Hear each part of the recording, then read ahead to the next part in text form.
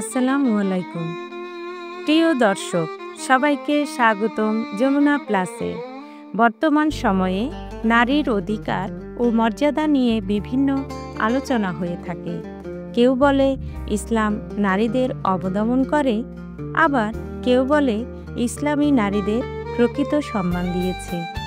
কিন্তু আসলেই সত্যটা কি? আমি রাশিদা কাদের আছি আপনাদের সাথে। আজ আমরা আলোচনা করব ইসলামে নারীর মর্যাদা ও সম্মান সম্পর্কে, কুরআন ও হাদিসের আলোকে। ইসলাম নারীদের মর্যাদা শুধু কথায় নয়, বরং কুরআন ও হাদিসে সুস্পষ্টভাবে প্রতিষ্ঠিত। মহান আল্লাহ পবিত্র কুরআনে বলেন, হে মানুষ, তোমরা তোমাদের রবকে ভয় করো, যিনি তোমাদেরকে এক আত্মা থেকে সৃষ্টি করেছেন এবং তা থেকে তার সঙ্গিনী সৃষ্টি করেছেন। সূরা নিসা আয়াত 1।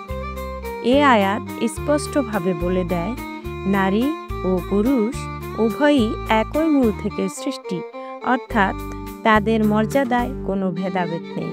হযরত মুহাম্মদ সাল্লাল্লাহু আলাইহি ওয়াসাল্লাম ছিলেন নারীদের প্রতি সবচেয়ে সম্মানিত ব্যক্তিত্ব। তিনি বলেছেন, তোমাদের মধ্যে সর্বোত্তম ব্যক্তি সে, যে তার স্ত্রীর প্রতি উত্তম আচরণ করে। তিরমিজি। এছাড়াও তিনি বলেছেন, জান্নাত মায়েদের পায়ের নিচে। নাসাই। অর্থাৎ একজন মায়ের মর্যাদা এতটাই বড় যে তার সন্তানের জন্য জান্নাতের দরজা খুলে যেতে পারে।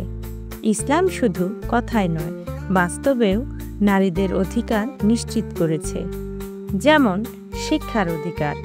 নবী সাল্লাল্লাহু আলাইহি ওয়াসাল্লাম বলেছেন, জ্ঞান অর্জন করা প্রতিটি মুসলিম নরনারীর জন্য ফরজ। ইবনে মাজাহ। উত্তরাধিকার। ইসলাম নারীদের সম্পত্তির অধিকার দিয়েছে, যা বিশ্বের অনেক ধর্ম বা সমাজ আগে দেয়নি।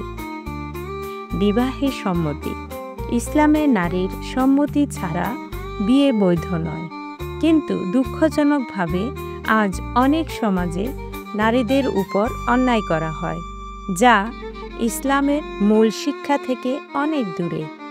ইসলাম নারীদের মর্যাদা ও সম্মান দিয়েছে এবং তাদের প্রতি সুবিচার নিশ্চিত করেছে। কিন্তু আমাদের দায়িত্ব হচ্ছে এই শিক্ষা সমাজে বাস্তবায়ন করা। নারীরা মা ও বোনের মতো সম্মানিত, কন্যার মতো স্নেহের এবং স্ত্রীর মতো সঙ্গী ও শ্রদ্ধার দাবিদার। ইসলাম কখনোই নারীদের অবদমন করেনি, বরং তাদের মর্যাদা প্রতিষ্ঠা করেছে। আসুন আমরা সবাই ইসলামের সঠিক বার্তা সমাজে ছড়িয়ে দেই। আমি রাশিদা কাদের যমুনা প্লাস থেকে বলছি।